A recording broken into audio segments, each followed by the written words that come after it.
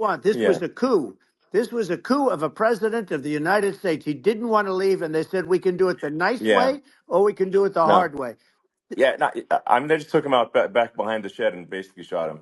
Oh, what they did Biden. with this guy, So and I'm no yeah. fan of his, and he was a horrible president, the worst president in history. And one of the reasons he was so bad, first of all, the Israeli attack would have never happened. Russia would never have attacked Ukraine, and we'd have no inflation. And we wouldn't have had the Afghanistan mess, if you think of it, Well, and we wouldn't have had yeah. Afghanistan. But we think of it, Well, yeah. you take a few of those events away, and we have a different world. We would also have No, no no, you're yeah. inflation was caused by oil.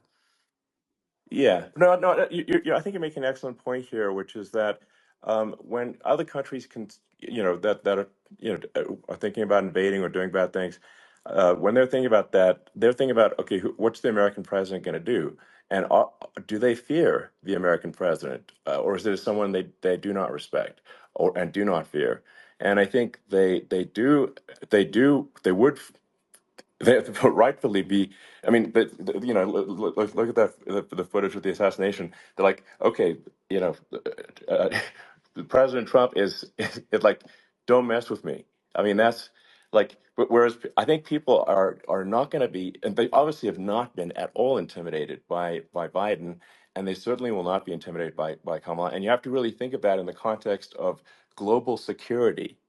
That if the American president is someone that, like, evil dictators are scared of, that makes a huge difference to the security of the world. During their interview, Donald Trump and Elon Musk spoke about the importance of having a strong leader.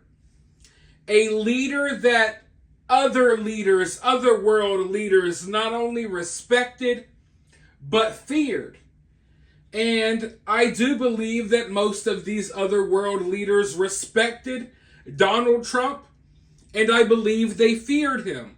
Now, don't get me wrong, I'm not delusional. I'm not saying that Donald Trump was this physically imposing, intimidating guy. That's not what I mean. But the U.S. military is intimidating and physically imposing if the right person is running the country. And I think we all know, even if you don't like Trump, I think we all know that he wasn't playing any games with these other countries. In fact, that was like the Democrats' one of their main criticisms was that Donald Trump is going to be a loose cannon. He's going to go out here and bomb everyone. He's going to do this. He's going to start World War III. He's going to shoot off nukes. That was one of their main fear tactics that they were rolling with leading up to the 2016 election.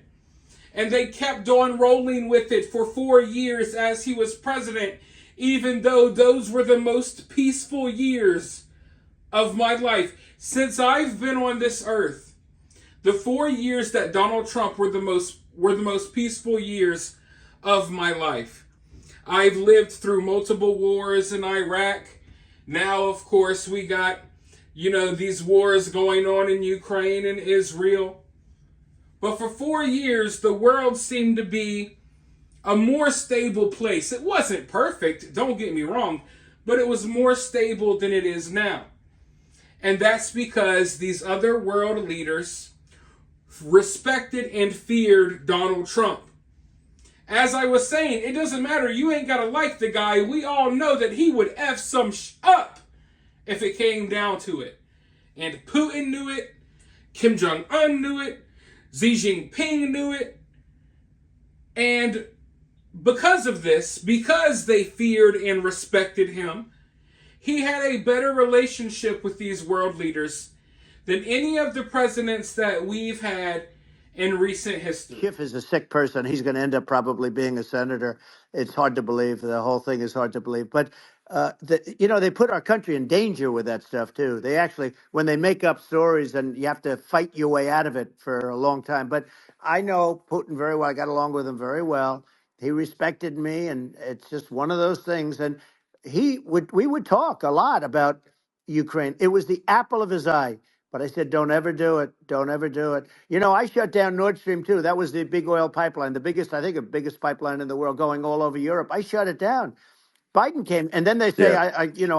I loved Russia. I was a friend of Putin, and I loved Russia. No, he actually said to me one time, he said, if you're my friend, I'd hate to see you as an enemy. I shut down his pipeline, the biggest pipeline. They were looking at that to Yeah. fund, and this pathetic president gets in there, and the first thing he did, one of the early things he did, is he shut down Keystone XL pipeline, which is our pipeline that would have employed 48,000 people, pipeline workers, shuts it down. That was, a massive job that Obama refused to allow. Yeah. I allowed it in my first week because it was jobs and it moved oil. And by the way, in a much more environmentally friendly way. It's underground. It's not a truck that catches on fire or a train that catches on fire. But think of it. He shut down the uh, XL pipeline, the Keystone XL pipeline. He Yeah. shuts that down and he approves the Russian pipeline, Yeah, it doesn't make any right? sense. It's like it's inconsistent. Certainly, but I mean, I think it's just worth emphasizing, to listeners that the immense importance of whether the United States president is intimidating or not intimidating, and how much that matters to global security, because there's some real tough characters out there, and if they don't think the American president is tough, they will do what they want to I do, know every one of and them. it puts the whole Yep. world in danger. Elon, I know every one It's of a them, big and I know deal. them well. I know Yeah, Putin. I know President Xi. I know Kim Jong Un of North Korea. I know every one of them. And let me tell you, people will say, "Oh, this is terrible." He said, "I'm not saying anything good or bad. They're at the top of their game. They're tough. They're smart. They're vicious, and they're going to protect their country. Whether they love their country, they probably do. It's just a different form of love, but they're going to protect their country. But these are yeah, tough people at the top of their game. And when they see a Kamala or when they see Biden, Sleepy Joe, they can't even yeah, believe it. They can't believe this happened. All the stuff that you're seeing now, all the horror that you look at Israel, they're all waiting for an attack from Iran. Iran would not be attacking, believe me. You know, when I was there, and I say it with respect because I think we would have been good with Iran. I don't want to do anything bad to Iran, but they knew not to mess around. You see, what people need to understand is that the people who are up against Trump, they're not scared of Donald Trump starting new wars. They're scared of Donald Trump stopping wars. They're scared of no wars breaking out under Donald Trump because that's how they make their money. Me and you, we want peace. We don't want war. We don't want these conflicts in every corner of the world.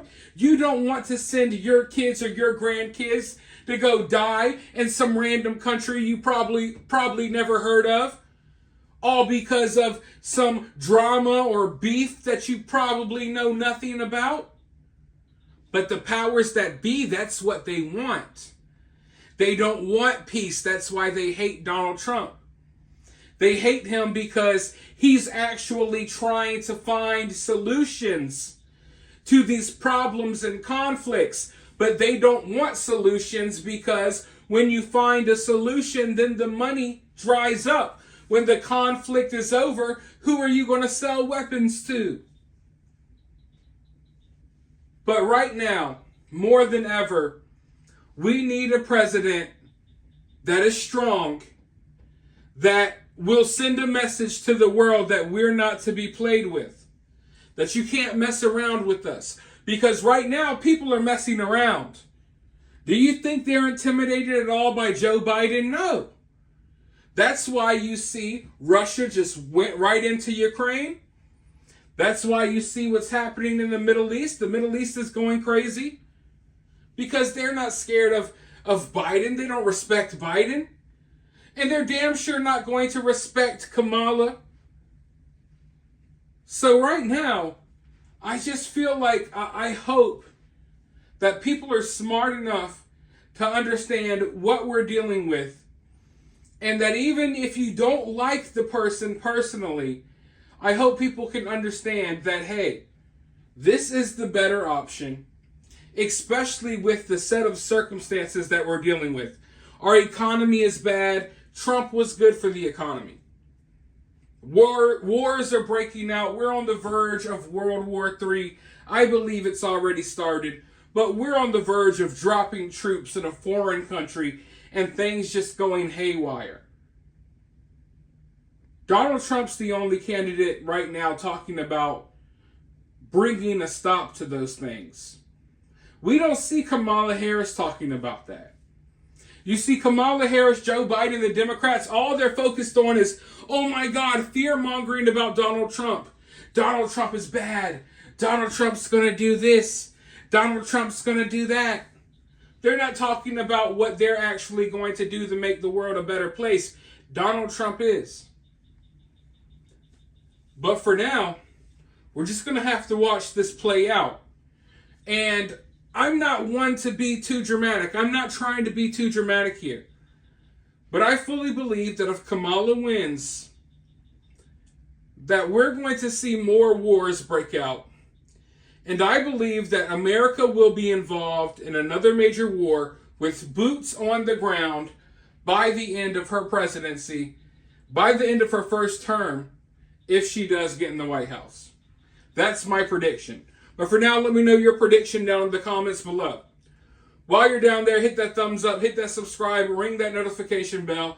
And if you find yourself getting too worked up by all of this, remember, it's just political cinema.